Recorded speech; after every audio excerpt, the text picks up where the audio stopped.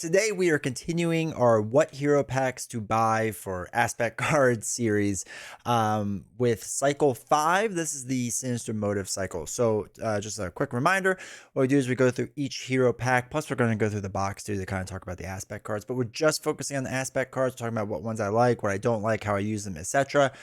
So let's dive on down and first start with Sinister Motives. All right, so we have the Sinister Motives box, and then in the cycle is also Nova, Ironheart, Spider-Ham, and Spider. So for Sinister Motives, we'll start with Ghost Spider, and we start with Silk. So a lot of this stuff is going to be Web Warrior based in general. A lot of this kind of really works well if you're playing Web Warrior decks. If you're not playing Web Warrior decks, it doesn't work quite as well, especially with allies, but there are instances where it does. But anyway, let's start with Silk, a 2/1/1/2 ally. After you play Silk from your hand, if you control another Web Warrior card, search the encounter deck for a Treachery and discard it. This is nice for if you want to get rid of Shadow of the Past or Caught Off Guard, something like that. And if you're playing a Web Warrior deck, well, the other Web Warrior card you control is usually your hero, right? So you're pretty good there. But this is an example of you don't need to be in a Web Warrior deck, because as long as you have another Web Warrior card out there, this response works. So I actually like this card a lot for getting rid of that Treachery. It's really, really nice. It's really cool. And also, I hope Silk becomes a hero at some point, Fantasy Flight Games, because that'd be pretty cool, because I like Silk as a character. So anyway, good card, really strong card, especially in a Web Warrior deck. So Miles Morales gets his Web Warrior version. He's a 4/1. Let me phrase that. Ally Web Warrior Miles Morales is now happening, because we do have, obviously the hero at this point, but Miles, when he first came out with, what was that, Wasp, I guess? He was just a champion, I think. I don't think it was Web Warrior. So anyway, it's a 4-cost ally, kind of expensive, a 1/2/3 stat line. After you play Spider-Man from your hand, stun or confuse an enemy if you control at least 3 Web Warrior cards. I like this. This card is just kind of hard to pull off, right? Because usually you have yourself. Miles Morales counts as the other one because it is a response. So if you control at least 3 Web Warrior cards, and it's cards, not allies. So you can have like Warrior of the Great Web or whatever I think the upgrade is called. But there's an upgrade that you could probably do, other allies or stuff. So there's ways to do it, but it could be a little tricky. It's probably not something you're getting right, getting done right away. Obviously, it's also weaker against stalwart villains. So if they have stalwart or even steady, it's not as strong, it's not as good. But for any other situation, pretty good, right? Pretty good card that you can stun and confuse an enemy. If you rather do it on the minion, so you have to deal with that minion, you could do that as well. Strong, I just don't use it a ton. I wish I could use it more, but I don't really use it a lot. Spider UK is a 3-cost 1/5 ally. The 2 attack has 2 consequential damage. It's interrupt. When Spider UK defends against an attack, deal damage to the attacking enemy equal to the number of Web Warrior cards you control. Obviously, if you control a ton, pretty sweet, right? And it's an interrupt. So it happens not after the fact, but it happens like right away. So this can be really good. It can be really strong of like kind of getting rid of the attacker before anything bad happens. So it can be good, I guess. It's not, I mean, it's not terrible. But it depends on like how often you can defend with him. Like if you're going against like a weak attacker, that could be good. Like a minion that's only dealing 1 damage and you defend with Spider UK and you control like 3 cards. Think early cycle, like what is it, gun runners or weapon runners or whatever they're called, where they only have like 2 health or any other minions like that. This could be really good. Later minions, this is not probably as good. It's not bad, but it's not as good. Again, you have to be built out a bit with more Web Warrior cards to really get that to work. All right, Bait and Switch. I feel like we've seen this card once before, but I'm not 100% sure. So the 1-cost event, the villain attacks you. Remove 4 threat from the main scheme. This isn't too bad in like early stages, right? If you're built out with a decent protection deck where you're defending anyway, this isn't terrible because the villain attacking you is kind of the whole point, right? And you can remove 4 threat pretty easily. 4 threat's a lot of threat removal. It's not bad. It's not a card I use a ton of. I've used it now and again. It's weird because you most time want to play protection. It's like a perfect protection type deck or a retaliate based deck. And to play this card kind of like messes up everything because I'm going to want to defend. So then when I get to the other, stage I'm already defended, or if I already defended right on the previous turn and now it's my attacking turn, like I can't redefend because I can't ready up, right? It's a little tricky to use. It's a little tricky to use. There's a lot of like planning that goes with it. So I like the idea of cards like this that have these interesting trade-offs. I think are fun at a 1 cost. It's not bad, but it's not my favorite card in the world. All right, Jump Flip, though, is a favorite card. It's a 1 cost event. It's a hero interrupt for a defense action, so that does count as defending without exhausting your hero. This is important to note for a lot of like retaliation effects. When you would take any amount of damage, prevent 2 of that damage. If you pay for this card using energy resource, remove 2 threat from main scheme. I love this card. I use this card a lot with a lot of my defending type heroes. Pretty strong. Used a lot. It's a really strong card. Return the favorite. This 0 cost event. Discard cards from the top of the encounter deck until you discard Treachery. Reveal that Treachery. Deal 5 damage to the villain. This to me is like one of like a later stage card, right? Where this is like a last ditch effort. I want to do 5 damage, which for a lot of villains, like if you're playing solo, like a villain with 20 life is a fair amount. So this could be a quarter of their life. And if you're doing it at the very end when the Treachery is going to come out and you don't really care about it, then it's fine, right? Then it doesn't matter. But Treachery cards, generally speaking, are cards you don't want to deal with. So Return the Favor is not something I've used a lot of. The only time I've ever had it really work for me, again, is like a last-ditch effort where, all right, the villain only has 4 or 5 life left. Let's throw this card out there, and hopefully the Treachery doesn't screw everything up, and we can win. So what doesn't kill me is a card I use a lot of. It does have a fist requirement, which is kind of tough sometimes, but it's a 2 cost event. You have to use one of those costs have to be the strength icon or fist resource. Hero action, heal 2 damage from your hero to ready your hero.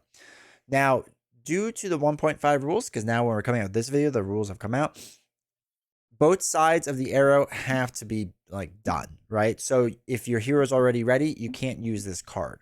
So it used to just be that you used to be able to pay the cost of heal 2 damage from your hero, and if you can ready your hero or not, it doesn't matter. Now you can't do that anymore. You have to be able to do both sides so that it doesn't like hurt this card, because generally speaking, like 99% of the time you're playing this card to ready up your hero anyway and heal, so that's fine. But any cards that allow you to heal while readying up is huge, but just to heal on your hero side is really, really strong, especially when you play expert. More that is better. What doesn't kill me finds its way into a lot of my decks. Now, Spider-Man Hobby Brown is another card that finds its way into a lot of my Web Warrior decks. It's 3 cost ally, 2 thwart with 2 consequential damage, 1 attack, 3 life. You can only play it if you control a Web Warrior card. It's interrupt when Spider-Man leaves play. So this can be something causes it to leave play, consequential damage, or it's blocking for an attack, right? It can be any of those things. It's very, very general. Whenever it leaves play, discard the top 3 cards of the encounter deck. Deal damage to the villain equal to the number of boost icons discarded this way. What's nice about this is that for a lot of the stronger villains, if you average out the amount of boost icons they have in their deck, like a really strong villain's like 2.7, I think, is like considered really strong. Like 2.6 to 2.7 is like really strong. So if there's an average of a 2.6 boost icon on each card you flip over those 3, that'd be what? 2.6 times 2 is 5.2. 2.6 is 5.2, plus another 2.6 would be 7.8, right? Roughly. So you do 7.8 damage for just taking a free block. That's super strong, right? Spider-Man Hobby Brown should probably be in all your Web Warrior decks. There's really no reason not to use them, especially 2 thwart is really strong nowadays for solo. So you get that thwart in, then you get the free block, and there's a good chance that you do at least some damage, right? You're probably not going to get 7 damage each time, but if you get like 4 or 5, really strong, really good. Across the Spider-Verse is a 2 cost event. You can only have 1 in your deck. Exhaust a Web Warrior card you control. Don't forget to do that, like I do sometimes. Search your discard pile for a Web Warrior ally and put it into play, then choose a player. That player may repeat the 3 resources of any type to repeat this ability. So I believe it's been ruled that you can choose yourself, right? It doesn't say choose another player, it says choose a player. So you could do it again if you really want to spend their 3 resources, but then you'd be spending 5 resources to do that, which would be a little tough. The other thing is you have to search your discard pile. It's not someone that's in your deck or in your hand. So there's like little weird things in there. But in general, for 2 costs and just the exhaustive Web Warrior card, this can be really good to get in like Spider-Man Peter Parker, which we'll probably be talking about in a little while. who's a really strong ally. But you can do this with other allies too, right? Other Web Warrior cards. I like the card. I don't think it's amazing though, right? Like I think it's fine. I don't think it's amazing. And I haven't really done um dual Web Warrior decks, so maybe it's a bit better there. That if you put one in one deck and one in the other deck, and then this can work a bit better. That's probably a better trade off, but I still don't like love it. But I think it's fine. I think it's fine for what it is, especially if it gets an ally and slightly cheaper. Young Love is the team up for Miles and Gwen. One cost event, heal 3 damage from each Gwen Stacy and Miles Morales. It's alter ego action, which is like the worst part of that. If it was a hero action, I think this is actually better. But because it specifically says Gwen Stacy and Miles Morales, it has to be on that side, right? It can't be like he's a Spider-Man. That shouldn't work. So it's not that great of a team card in my opinion. Not really a fan. Then you get your doubles, which is always fun. Web of Life and Destiny is what we were mentioning earlier with their 3-cost support Web Warrior card. This is kind of nuts. Ignore the card's resource cost if your identity has the Web Warrior trait. That seems really strong and silly. I don't know why they did that, but sure, it's a free Web Warrior card you could put in. So when we talk about all the other cards before that, like if you control a Web Warrior card, this would be a Web Warrior card you could control. And after you after a Web Warrior ally leaves play, choose a player, which could be yourself. That player draws 1 card. So every time you chump block with one of your Web Warrior allies, you get to draw a card. It's really strong, really good. Should probably be in almost all your Web Warrior decks. Plan B was a huge card to come out for Hulk. It helps out Hulk a lot because it's a 1-cost upgrade. You can only play 1 under your control. And so hero action, exhaust Plan B and discard 1 random card from your hand, deal 2 damage to your enemy. The secret with this, right, is when you're playing Hulk, you usually end up with like 1 card left over. So the 1 random card would just be that card, and you get to do 2 damage to an enemy. That's really strong. That's really generally pretty good. So I like this card for non-Web Warrior allies. I think Hulk, it's really strong. Other situations, it's not bad. If you play a game where you end up with a lot of like leftover cards, maybe it's not bad, but you shouldn't really have that many leftover cards. But Hulk, you normally would because it's just the way it works out. It's just unfortunately how it is. But yeah, Plan B, I like generally, but not for Web Warrior decks. But overall, I think it's a pretty strong card. And then that goes back to Silk. So that should be all of her cards. Yeah.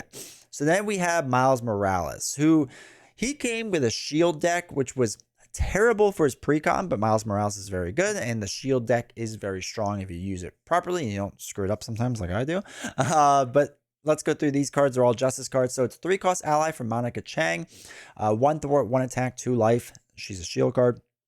After Monica Chang enters play, search your deck, hand, and discard pile for a copy of Surveillance Team support and put it into play. Place 1 Snoop counter on each Surveillance Team you control. I like Surveillance Team. Basically, I think we'll see it later. It's a card you just exhaust and you remove a Snoop counter from it and you remove 1 threat from a scheme. This is a way to like replenish all those counters and add more, right? They usually start with 3. Now it can get up to 4.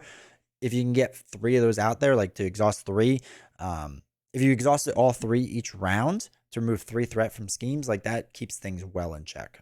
Really strong. So it can be really good. Can be strong. 3-cost ally Spider-Woman, Jessica Drew, is a 1 thwart, 2 attack with 2 consequential damage ally, 3 life. She's a shield and a Web Warrior, which is kind of cool. Reduce the cost to play Spider-Man by 1 for each confused enemy in play. Sometimes I've lowered down to 2, right? Which isn't bad, but it's not like a super strong ability. She just doesn't get worked in as much as I would like. If I build a shield deck, it's not bad. Web Warrior deck, I don't know. I don't use as much. I think if you did a Miles Justice deck where Miles is like confusing a lot of enemies, generally speaking, this card makes a bit more sense. In shield decks, this can work because you need more shield cards out there for exhausting, and we can get into that later. I think that makes sense. For any other Web Warrior, I don't know if this card actually makes sense. Or maybe if you just run a general confused deck, it makes more sense. Maybe that works. But I built very few, like, very focused on confused decks. So. Homeland Intervention is a 0-cost event. It's a shield tactic card. Action, exhaust up to 3 shield cards you control and choose a scheme. Remove 2 threat from that scheme for each card exhaust this way. This is pretty strong. Again, if you have an ally out there like Spider-Woman or Monica where you don't want them to just be like just doing a cheap attack or whatever, you can use this card, exhaust like those 2 cards previously to remove 4 threat from a scheme. right? Can be pretty strong, pretty good. There's other things that make this card good in a second. We'll get back into that in a little bit, but that's fine. Global Logistics, 0-cost event. Exhaust one shield card you control. Look at the top 4 cards of a player deck or the encounter deck. Discard any number of those and put the others on the top and bottom of that deck in any order. This is nice if you're if you're like me and you don't want to get Shadow of the Past anymore, you can discard that and put some good cards on top, or like, it's a low boost icon so that, it's a weaker attack or scheme that works out. This can be nice, right? Deck manipulation can be very strong and very, very good in general. So this is a pretty good card. Then we have Field Agent, where it's a 1-cost support, uses 3 backups, Persona Shield card. When a shield ally would take any amount of consequential damage, exhaust Field Agent to remove 1 backup counter from it, prevent 1 of that damage. So again, if you have an ally out there who is thwarting 1, like Jessica or Spider-Woman is, but you don't want her to take the consequential damage, you can use Field Agent.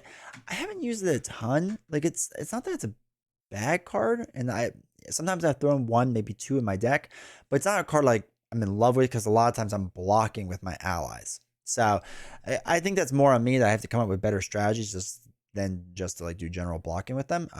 But there is a place for it. I haven't found like a great spot for Field Agent yet.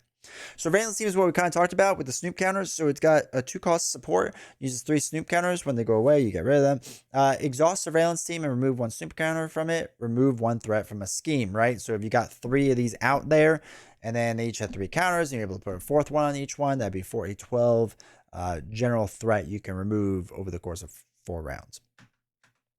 Agent 13, Sharon Carter. It's a 4-cost basic ally, 2 thwart, 1 attack, 4 life. After Agent 13 attacks or thwarts, choose a shield support to ready that support. For example, we've seen like Surveillance Team that you can ready it up and use it again. You can use Field Agent, right? There's other cards you can use as well, which I think we get into in a second. But this can be strong. This can be really, really good in being able to ready up those cards. Doom Dugan is a 5-cost ally, 3 thwart with 3 consequential damage, 3 attack with 2 consequential damage, 5 life. When you use one of his basic powers, exhaust up to 3 shield cards you control. For each shield card exhaust this way, Doom Dugan gets +1 used for that power. So we could be swinging for 6, which is crazy, right? Like if you build it out the right way. So some people I've seen make the argument that for like Field Agents, they don't really use it for its intended purposes. They use it for things like this, where they want to, exhaust those 3 Field Agents so that Doom is swinging 6 or thwarting 6, right? I've seen that argument be made and be used. I think it's actually not a bad strategy. It's just like there's a lot of planning that goes into that. So that's just important to note, but that is a strategy you can do. A Ghost Spider with Gwen Stacy, 3-cost ally, 1/2/3 hero. You can only play over your Web Warrior card, or if you control a Web Warrior card. Let me phrase that: control, not that you are. If you control a Web Warrior card. When Ghost Spider leaves play, search your deck for an identity-specific event and add it to your hand. Again, this could be from consequential damage. This could be from something removing the card, chump blocking. Doesn't really matter. You get to take an identity-specific card, add to your hand, which can be really good. Can be really strong. Spider-Man Peter Parker, we kind of alluded to earlier. He's a 3-cost ally, 2 thwart, 2 attack, 3 life. Now, his requirement is 1 lightning resource, 1 science resource, 1 fist resource. Okay, so after Spider-Man attacks or thwarts, choose another Web Warrior card, ready that character. For example, if you're that Web Warrior card, you can ready yourself up, which is really nice after he thwarts and attacks. If you keep doing things to either heal Spider-Man Peter Parker, you can just get like ready ups each round. Now, there are ways to get around this requirement, such as if you are playing leadership and you make the call to get Spider-Man in from out of play and then put it into play, you wouldn't actually need the requirement for it. So there are ways to work around this. You have to kind of figure out with how requirement works. It's a little tricky and a little tough, or a little tricky and a little tough, but it can be done. But generally speaking, that's like kind of the gist. He's supposed to be hard to get in because he is a really strong ally overall. Young Love, we already talked about, and there's a bunch of doubles, which are whatever. So Government Liaison is another interesting support card, again, for shield decks. Exhaust Government Liaison, play a shield card from your hand, reducing its resource cost by 1, which is nice if you're having a shield deck. Can reduce the cost of things, which is good. Sky Destroyer is really interesting. It's a 3-cost support shield card. After you play a shield card, exhaust Sky Destroyer, deal 2 damage to your enemy. Important note, this is a response. So after you play Sky Destroyer, you can exhaust Sky Destroyer because you're responding after the fact that you played this. You can exhaust it and deal 2 damage. So it works off itself, right? You pay for 3, put Sky Destroyer down, exhaust Sky Destroyer, deal 2 damage because you just played a shield card, right? So that system works, just so that you know. A lot of people have questions about that. And then we're back to Monica Chang. Let me just make sure that was everyone. Yeah, I think it's all like the villain card. So that was the 2 of them. Next, we're gonna jump on over to Nova. All right, so next up with Nova, who came with an aggression deck, which kind of makes sense. But Nova was actually, before I get into this, Nova was a champion hero. There was 2 different champions during the cycle, which was kind of interesting. But Nova is really good. Nova's cards are pretty good. So we have 2 cost ally with the Locust, a 1 thwart, 1 attack, 2 life. The thwart, though, does have 2 consequential damage, which stinks. You can only play if you have a champion trait. After the Locust enters play, add 1 aggressive red card event from your discard pile back to your hand, which is pretty good. The only thing that's like a downside is we've seen it before in like leadership and whatnot, where you attach it to the ally, so that this way you can say, I'm going to use that card for future turns. When it's stuck into your hand, it's now like using up a hand size. So that's the one thing that kind of stinks. But that is just what it is at this point. The Locust, I don't mind. I don't love this card. Like, it's not amazing. But if you're trying to recur certain aggression events back in your hand, most aggression decks are pretty event heavy. This can be good, right? This can be a good card. Chasing down, we've seen after your hero attacks and defeats an enemy, remove 2 threat from a scheme. I still don't mind that card. Pitchback is a 1 cost event. You can only play if you have aerial. After your hero attacks, deal 4 damage to an enemy, which is 1 for 4 damage is pretty good. Now, yes, you need to be attacking with your hero, but most of the time you should be anyway in aggression. Not all the time, but most of the time. So this is a pretty strong card. Generally speaking, if I'm aggression aerial, like this card makes its way in. There's very few times this card does not make its way into the deck. No Quarters, a 2 cost event, requirement of a fist icon. So it's a hero action attack, deal 4 damage to an enemy. For each point of excess damage dealt to that enemy by this attack, discard the top card of your deck and add each aggression red card. Discard this way to your hand. Now, again, it's not an event card. It's just any aggression card. If you're running a very aggression-heavy deck, this isn't so bad and can be good for card draw if they only have like 1 life left and you can draw like, 3 cards. If you have Fluid Motion, I think it is, that lets you add like 1 more attack damage to it, then you can draw an extra card. It can be good as long as, again, you have a very aggressive aggression deck, right? And you know you're not going to get a lot of your cards. That's the only bad part. If you start getting your cards, you're just throwing away your cards for no reason, which are generally pretty strong and you don't want to get rid of. 1 by 1 is a 1 cost event. Deal 2 damage to enemy. If this attack defeats that enemy, deal 2 damage to an enemy. I like this card, especially earlier on games when you're playing, again, a lot of minions that only have like 2 life, 1 or 2 life. It's an easy way to take out 2 cheap minions, or again, take out a minion and then deal damage to the villain. I like it. It's pretty strong. It was pretty good for that, at least, I should say. So I like it, but it's not used all the time. I use it now more for like cheap minions, especially like trying to get rid of as many cheap minions as possible. I think it's good for that.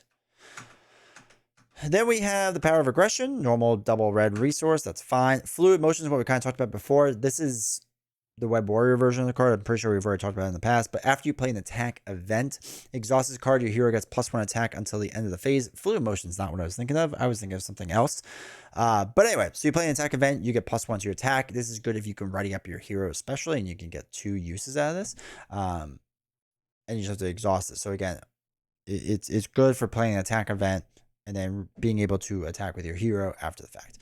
I wonder what I was thinking. It wasn't Fluid Motion. I wonder if that will come up now. Hone Technique, a very strong card. 3 cost upgrade requirements is 2 science resources, which is a little tricky for aggression cards. It can be done, but it's a little tricky. When you play an aggression attack event, if you pay for that event using a science resource, increase the amount of damage that event deals by its printed cost. A lot of people like this for Dive Bomb, right? So Dive Bomb, let's look it up really fast. Here we go. So Dive Bomb is a 4 cost event, 7 damage, 1 damage to each other enemy. So now the way that this works is that you increase the damage the event deals by its printed cost. So its printed cost is 4. So it would actually do 11 and 5, right? Which is a crazy amount of damage as long as you use a science resource in one of the 4 costs, which is a crazy amount of damage. Can be really good and strong. So a lot of people like the Hone Technique Dive Bomb combination because it just does massive amounts of damage as long as you can get it work and built out and all that fun stuff. So definitely a strong card. I've used it a lot more recently because even if you don't use it for big attacks like this and you're using it for like a science resource in general, right? So it's when you play an aggression attack event, if you pay for that attack using a science resource, increase the amount of damage. Even if you're using, for example, like melee, right? Is that what it's called? Melee, I think. Let's double check that. Yeah, melee. So it's a 3 cost. So that would make this a 6/6 card. And now they've ruled that melee can be used against the same enemy, right? Even though it says another enemy, it could be ruled against the same enemy. So that's 12 damage you could do off of or onto a villain, for example, if you're using a science resource. So just important notes, like Hone Technique can be very good. Just make sure you have science resources to pay for or like a way to generate science resources. But it is a strong card. Then we have Moon Girl, who I absolutely love. Moon Girl is a 3 cost ally, 2 thwart, 2 attack. You can only play if you have a champion or genius, 3 life. After you play Moon Girl from your hand, draw 1 card for each science resource you use to pay for. It's also been an errata that you can only use 3 science resources. So the max is 3, right? You can't overdraw on it, which I still don't get the argument for. I think you should be allowed to overdraw, but whatever. But Moon Girl is pretty good if you're doing a science-based deck, like with Wasp or something like that. Moon Girl is almost an automatic add onto that because you're just going to be drawing cards and offsets the cost of Moon Girl, which makes it really worth it. So I like Moon Girl. Everyday Hero. I want to like this card more, but I just haven't figured out a way to use it. While your identity has civilian trait, which is some alter ego cards, this card can be spent for any player and gains attacks after you spend this card for a player, including yourself. Heal 1 damage from that player's identity. So it's a nice wild resource card. It's fine. I haven't really used it for anything. Champion's Mobile Bunker, super strong. It's a 2 cost support. Exhaust Champion's Mobile Bunker. Choose an identity with a champion trait. That player who controls the identity may draw 2 cards and then discards 2 cards from their hand. Again, this is nice because you can kind of fish through your deck and see what cards you want to get or try to get certain cards faster, which is always pretty strong, pretty good. And then this gets into his obligation, but there should be a couple more cards. Here we go. Yaw and Roll is kind of like the aggression pitchback card, where it's a 1 cost event. You have to be aerial. After your hero thwarts, remove 3 threat from a scheme. I really like this card as well. 1 for 3 is pretty strong and pretty good. Height advantage, 1 cost upgrade. While your identity has the aerial trait, reduce the amount of damage you take from each enemy attack by 1, which is kind of nice. The only bad thing is then when your turn begins, you discard this card, which is sad. Like, it'd be nice if this was like a 4 cost upgrade and I can just leave it in play. But to just reduce the amount of damage you take from each enemy attack by 1, like, again, if you're fighting a lot of minions, this isn't so bad. But if I'm in protection, I don't want to be fighting a lot of minions. So it's kind of a weird card to me. It's not great. Like, 1 to reduce 1 isn't fantastic to me. But I don't know. I guess it's not the worst thing in the world. And then we're back to the Locust. So that's everything with Nova. Let's move on to Ironheart. All right, so Ironheart was a genius champion, another champion type deck, and she came in with leadership, which I don't ever really play her leadership, weirdly enough. But all right, so we have Cloud9, which is a 3 cost ally, 1/1/3 stat line. Exhaust Cloud9, choose a player. Until the end of that phase, each aerial character that player controls gets +1 thwart. I guess this is fine, right? I don't love this card. Maybe because I don't control that many aerial cards, especially in leadership, like maybe a couple. So I don't really see how it's worth it. Maybe if you can ready up if you can ready up Cloud9, then it's more worth it because then you can use her again to thwart too. I don't know. It's weird. I have not found a good way to use this card. Let me know down in the comments if you have, but I'm not a big fan of this card. Falcon, the Joaquin Torres, hopefully I'm pronouncing that correctly, version. 4 cost ally, 1/2/3 stat line. After Falcon attacks or thwarts, spend a science resource. Ready another champion character you control. This can be good if you have a hero that's champion, for example, or another ally. That's fine. It's okay. I think this is a little expensive for a 4 cost ally with a pretty basic stat line. And then it's after he attacks or thwarts, you have to spend a resource to ready someone else. I don't know. It's a little expensive for me. It's not a card I use that much. Patriot is a 3-cost ally, a 2/1/4 stat line. The 2 threat has 2 consequential damage on it. After Patriot enters play, choose a champion character. That character gets +1 to each of its basic powers until the end of the round. Not bad if you have a ready up based hero, right? Or a ready up based ally that you can use over and over. It's not bad then, right? But you, in order to really kind of get your money's worth, I feel like you have to at least ready up at least once. So I like the idea, but I don't know. I don't really use Patriot that often. So, all right, go all out. 2-cost event, requirement of a lightning resource. So hero action, exhaust your hero, deal damage to an enemy equal to the total of your hero's thwart, attack, and defense values. I actually like this card. So for somebody like Ironheart, here we go. Stage 3, that's 8 damage. That's a 2-for-8 card as long as you use a Signs resource.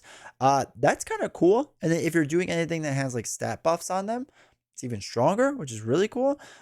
So I like the idea of this card. I haven't used it a ton, to be fair, but I do like the idea of this card. I like that you would add it all up. Now, there are a lot of heroes I like that just have like 1/1/1 stat lines or 1/2/2, which like 2-for-5 isn't terrible, right? I don't mind it.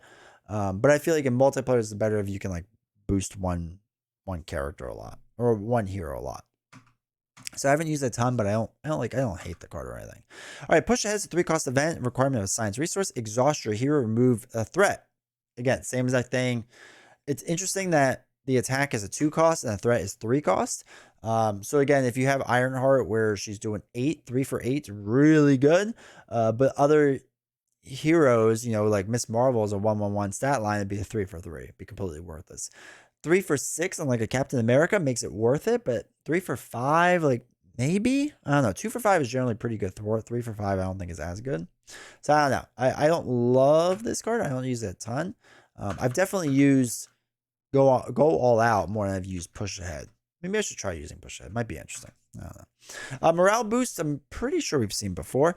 Choose a hero until the end of the round. That hero gets +1/+1/+1. Maybe I should be teaming up that card with like this, right? That'd be kind of sick. Even with Miss Marvel, she's now a 2/2/2 hero, or Captain America would be a 3/3/3. You do 3-for-9 thwart or 2-for-9 attack. Might be ready, and then you can ready him up. Actually, hold on. Let's think about this now. Oh no, you just deal damage, and they wouldn't be like doing attack, but still like. You can use Captain America to get a 3-3-3 stat line. So it'd be 2-for-9 here. And then you can ready up Captain America and then like attack more for 3 or whatever. Like there's some interesting combinations you could do with that. Really kind of thinking that through. But morale boost I've used some, but not like a ton.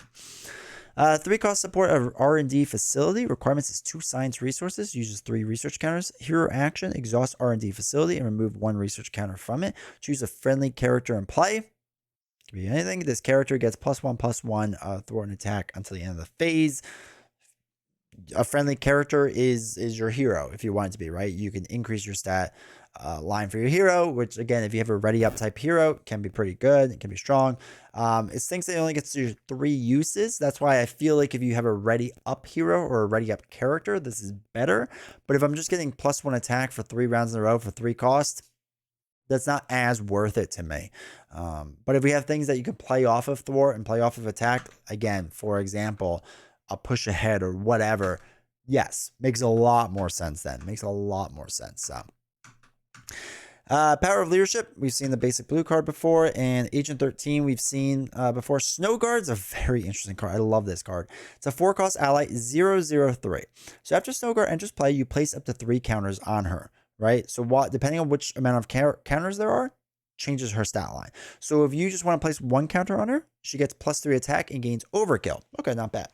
2 counters get you +3 thwart, and gains the aerial trait. I don't really care about the aerial trait that much, but 3 thwart on an ally and being able to use it 3 times in a row or 2 times and as a chump blocker, really strong. If you just want her as a blocker, you can get her to, so she gets 5 hit points or 5 additional hit points. So now she has 8 total. It gains retaliate 1. So again, if you're running a more defensive deck, can be a super strong card. I like this card a lot because Snow Guard can kind of become whatever you need her to be, which is really strong and really nice. And anything that gets me 3 thwart on an ally, I'm 100% for. That's really, really good. Vivian Ally is a 2/2/1/2 card. After Vivian enters play, choose an attachment, non-elite minion, or permanent side scheme. Until the end of the round, treat that printed text box as if it were blank. There are certain minions this works well with. With attachments, this works well with. Like people have done this with the Infinity Gauntlet, right? That because there's an attachment that you can blank that out. Which can work, or some non-permanent size games they've done it. Like there are situations where this works. You just have to be very cognizant of where you want that to blank out the trait or blank out the text box. So she definitely has a place in the deck for me. And I like 2 thwart and a 2 ally. I think that's pretty good, even though we can't use it as a blocker them, but that's all right. Go for Champions, which was recently nerfed because it's way too OP of a card. 3 cost event, max 1 per deck. Play only if your identity has a champion trait. Each champion character in play cannot take damage until the end of the round. It's bonkers. It's absolutely bonkers. You don't have to block or anything. You just take no damage, right? That's crazy. And then if you play as a multiplayer, if you play like a 4-player champions game or whatever, just nobody takes damage for an entire round. So kind of crazy. So for those that know, they changed it so that you use it once in the game, and then I think it gets discarded completely from the game. Helicarrier, we've talked about before. Ingenuity is a really, really great card. I love this card. It's 2 cost upgrade. You can only play if you have the Genius trait, which is some people's alter egos. You exhaust Ingenuity to generate a science resource. This helps out Bruce Banner a lot with Hulk. Ironheart has this. I also really like this for Wasp is really good. Really great card. I love Ingenuity a ton. And then we get to her obligation, but there should be a couple more, right? Yes, there are a couple more. Bombshell is a 4-cost ally, aggression ally, 2 thwart, 3 attack, 3 life. You can only play via identity, the champion identity trait. Divide damage from Bombshell's attack among each enemy as evenly as possible. If there's only one enemy, it's not so bad. If there's several enemies, like you can't just do 3 damage on a minion. If there's like a minion in like another minion and a villain, then it has to be 1 to each, which that kind of stinks. So that's not ideal. But if you don't need the damage, you know, the thwarting isn't terrible. The problem with Bombshell is that you really need to build her out, right? She is a character that wants to be Voltron build, because if you get it so that you can add attachments to her where she's attacking for a lot more and you have first aid cards to heal her back up so that she doesn't like get knocked out all the time. If you get her up to like 4 or 5 attack, that's pretty strong, right? That's pretty good. Even at 4 cost. 4 cost is a little expensive, but it's not terrible. Wasp, 2-cost ally Injustice, 2 thwart with 2 consequential damage, 1 attack, 3 life.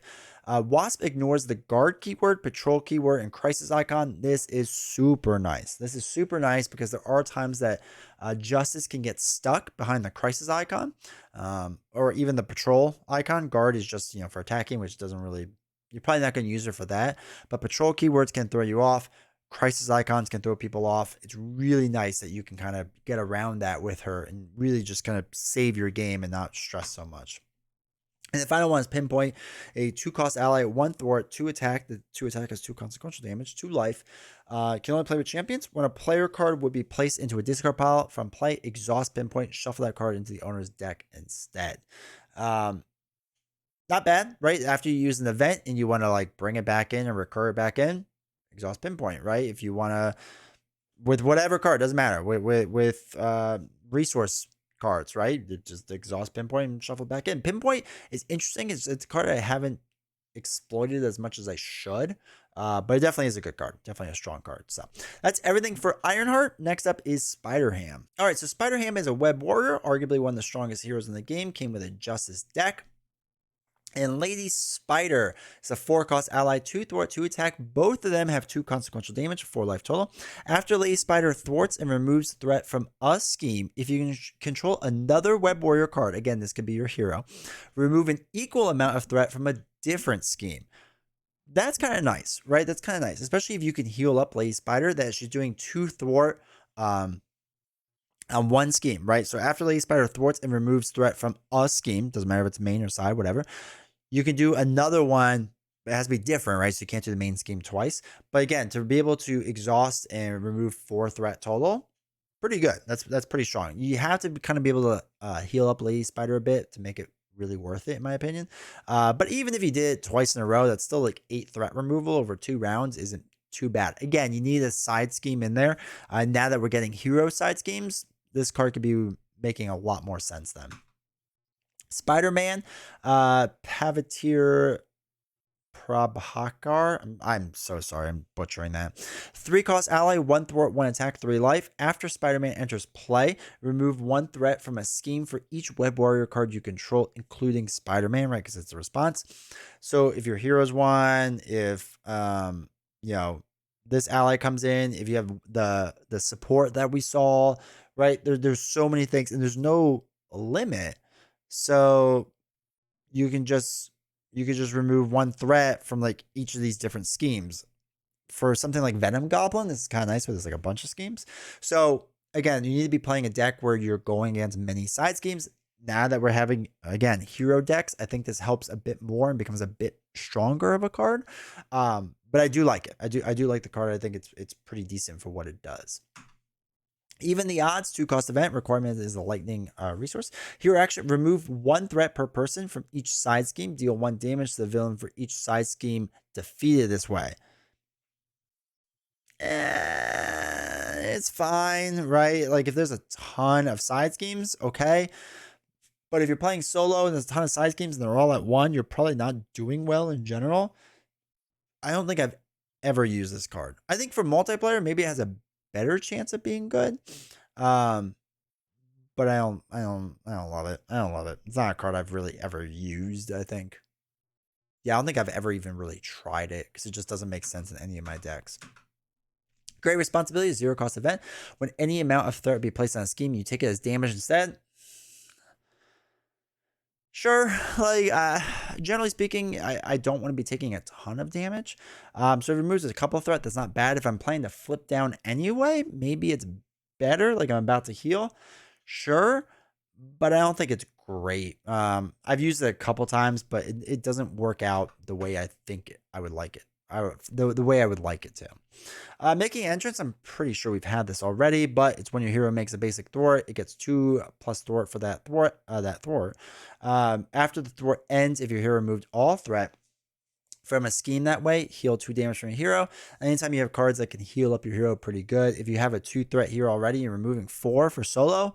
4 is going to take care of a lot of things for you. 4 is going to make it pretty good to get rid of side schemes, enough off the main scheme, and let you heal back up, which is really nice. One way or the other, 0 cost event, search the encounter deck for a side scheme, reveal that side scheme, draw 3 cards. Really strong, really great. You can only play 1 per round. Again, we talked about playing and toying around with different side schemes. This is how you would get them into play, which is nice. And it's search, right? So you can pick the specific side scheme you want. So hopefully if you have your deck built out right, you can go, okay, that one I can take care of right away. So let's get that one out to draw 3 cards and I'll take care of it. That should be your goal overall. Followed, when an attached scheme is defeated, deal 4 damage to enemy. It's a 1 cost upgrade. Again, you're going to be putting this on usually your side schemes, or you have to put in your side scheme and it has to attach your side scheme. But you're doing this with something like a one way or the other to attach it onto the side scheme, and then you defeat the side scheme to deal 4 damage. Right? You can kind of see the combos and how they would flow here. It's not bad. It's not a card I use as much as I should, but you have to have like a side scheme heavy villain. Again, I know I'm stressing this a lot with Spider-Ham, but when we get to the point where you have hero side schemes, followed is pretty cool then, right? You put a hero side scheme, you throw this on it, it's you get the benefits of your side scheme plus you deal 4 damage, right? Because it's just a side scheme, it doesn't specify the side scheme. Overwatch, 0 cost upgrade attached to a scheme. When any amount of threat is removed from attached scheme by a thwart, discard this card, remove an equal amount of threat from a different side scheme. Again, when we get to player side schemes, this is going to be really nice. It's going to be really, really strong because if I'm removing 3 threat from my player side scheme, I'm working that down or getting rid of it. Plus, I can do it off the different scheme, right? Main scheme or something like that. Whatever else, side scheme. I think Overwatch is going to keep getting to be stronger and better as player side schemes become a bigger thing. Next up, we have Scarlet Spider, 4-cost ally, 1/2/4 stat line. You can only play if you control a Web Warrior card. When you would reveal an encounter card, name a card type, then look at the card. If that card is of the name type, deal 1 damage to Scarlet Spider and draw 1 card. Like, for card draw, this isn't bad, but you better be pretty good at naming card types, right? You better have a rough idea of what's coming up. That's the tricky part. So, like, it's fine because there's no penalty for getting it wrong, except that you're just discarding a card from the encounter deck, which could be good or bad. I don't know. It's kind of weird. But it's not the worst thing in the world. It's fine. I haven't used it a ton though. Spider, 2-cost ally, 2 thwart, 1 attack, 2 life. You go and play if you control a Web Warrior card.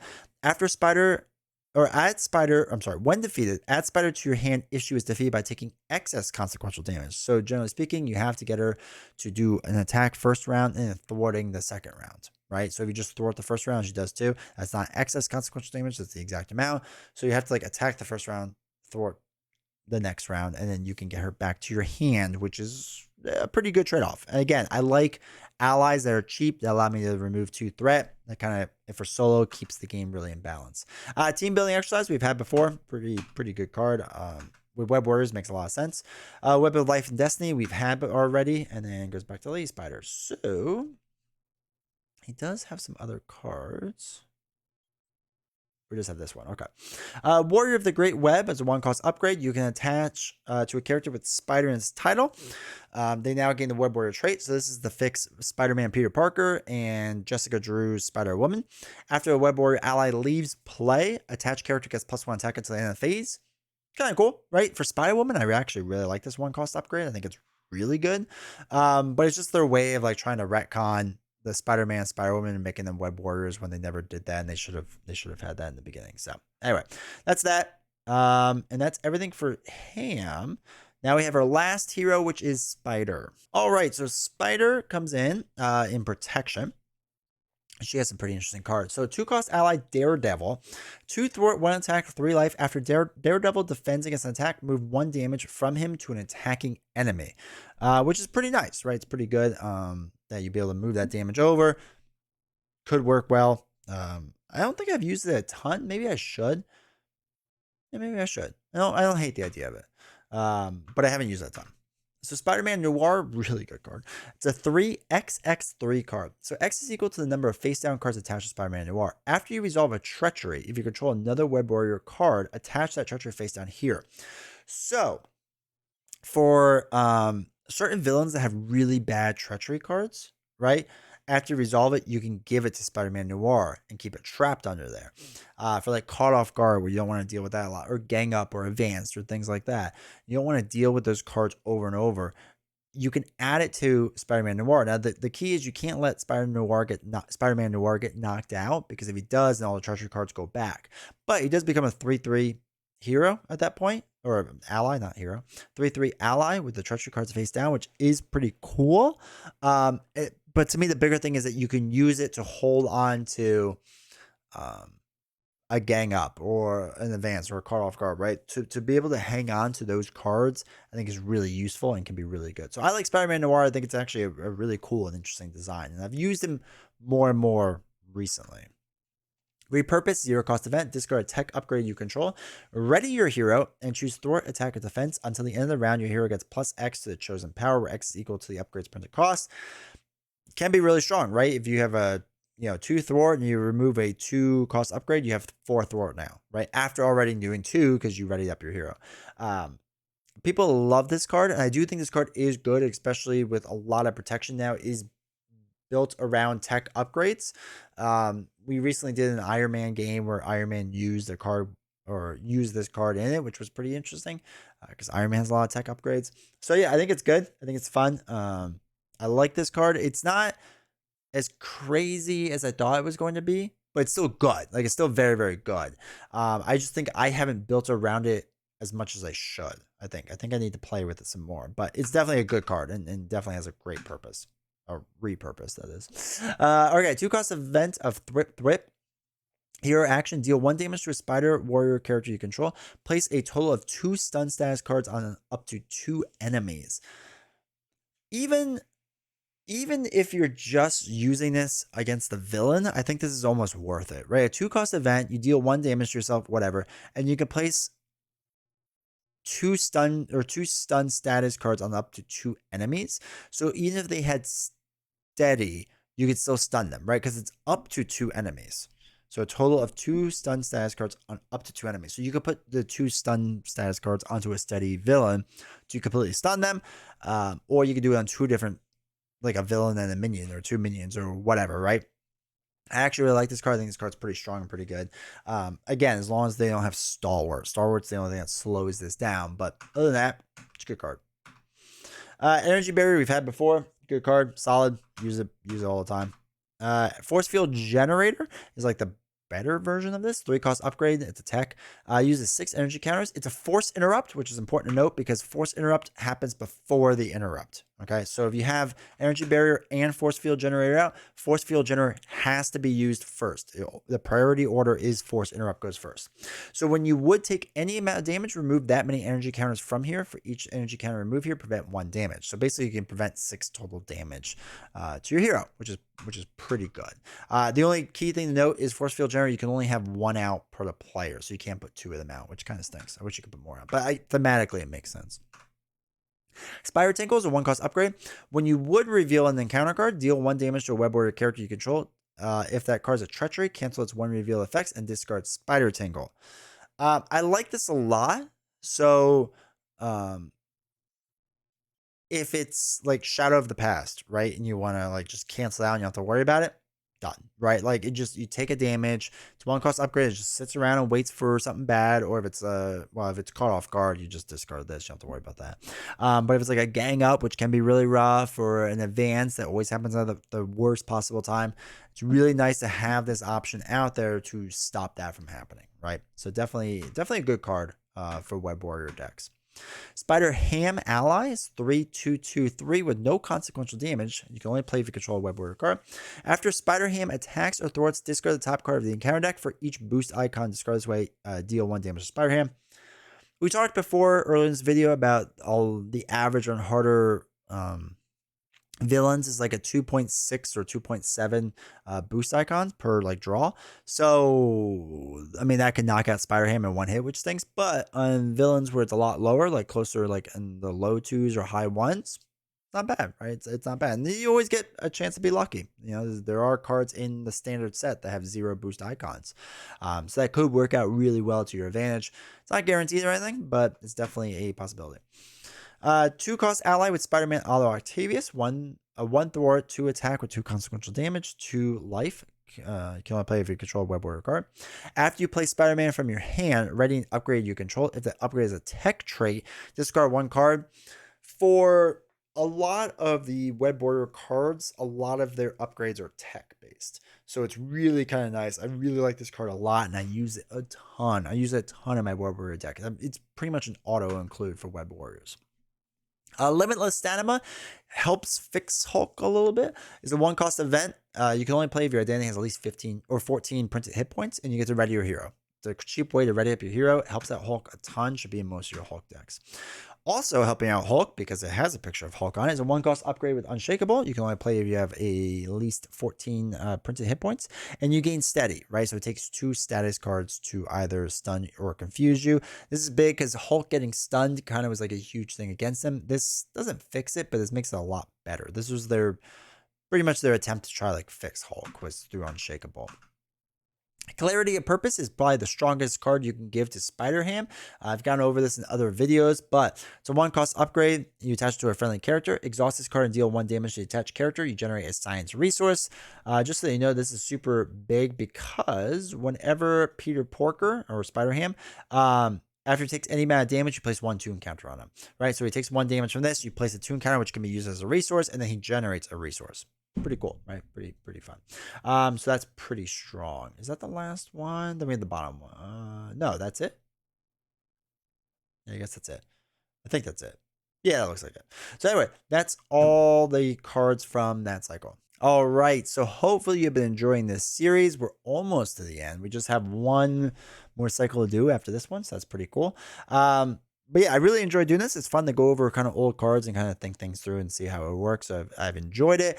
Hopefully you have too. If you have, do me a huge favor, hit the like button, hit subscribe. All that fun stuff really helps out the channel. Leave a comment. Let me know if I missed out on anything that are good combos or anything that helps out the game or whatever else. And let's say you're looking to catch up on this and you want to see some of the best aspect cards from Cycle 4. It's right here. You can click on it here. It goes through like basically a lot of the Guardian stuff, right? Spectrum, Warlock, Nebula, War Machine, Valkyrie, and Vision. So you get to check all that out. So make sure to check out that video. Appreciate your time. See you all next time.